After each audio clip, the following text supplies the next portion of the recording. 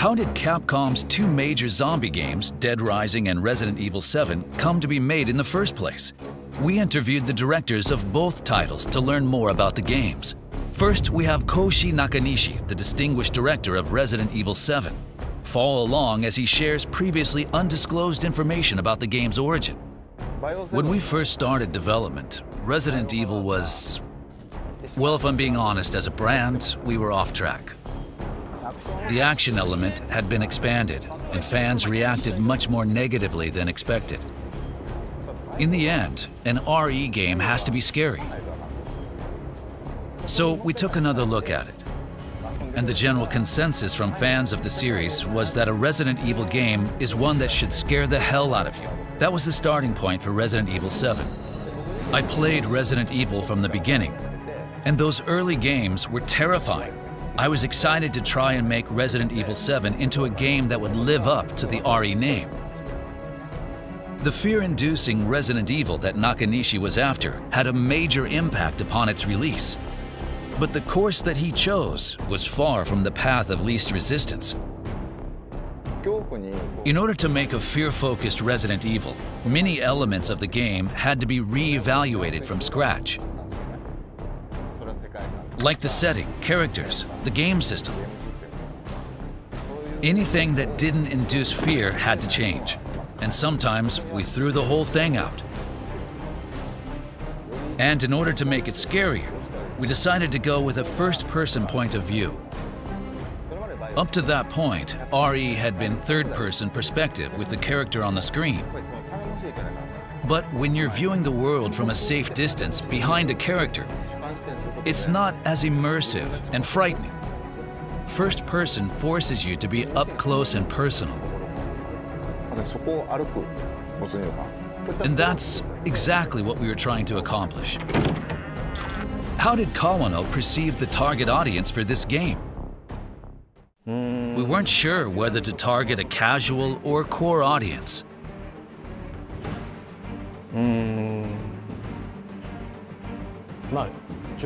However, we trusted management's concepts and made what we thought would be fun.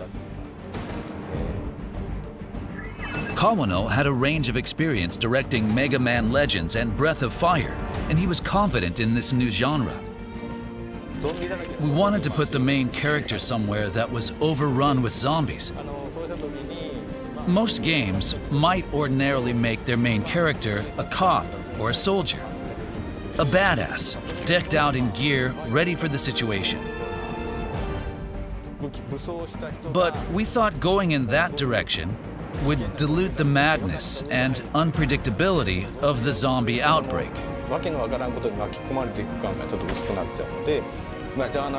So, we made him a journalist.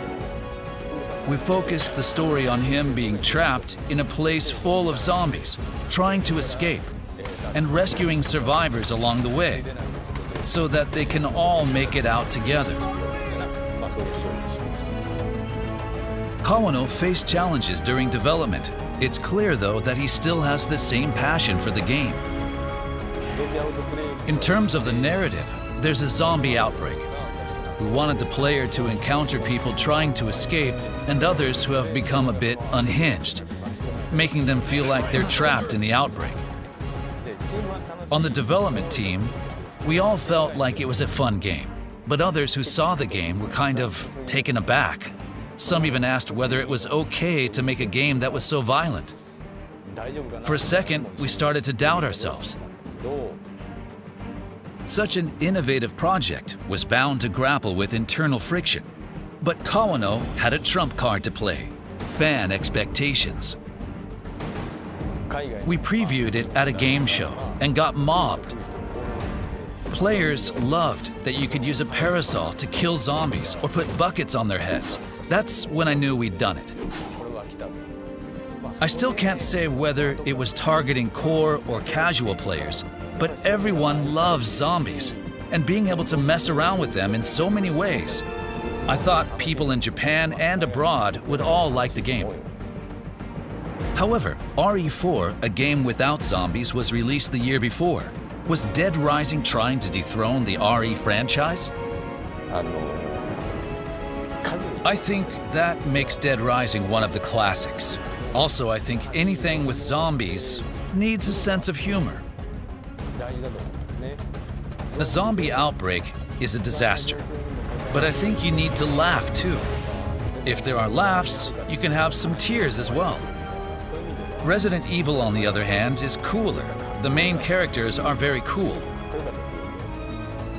Kawano's continued passion for the game was evident from his intensity. Shinji Mikami made the Resident Evil games, so of course they have a sense of humor. Giant dolls appear and walk around. But I think we really filled Dead Rising with a ton of ridiculous stuff. If you're looking for a clear answer to that question, in the context of this program, I think it's fair to say that Dead Rising is the classic zombie game. A lot of people played the game when it first came out, but it wasn't the easiest to play. Now that it's been made a little more accessible, I'm excited for those who didn't play or couldn't finish to have another chance. Each of the directors had different experiences, but we'd like to salute both for their innovative contributions. And finally, we managed to draw out an intriguing bit of information from director Nakanishi. We'll let him have the final comment. We're making a new Resident Evil. It was really difficult to figure out what to do after 7. But I found it. And to be honest, it feels substantial. I can't share any details just yet, but I hope you're excited for the day I can.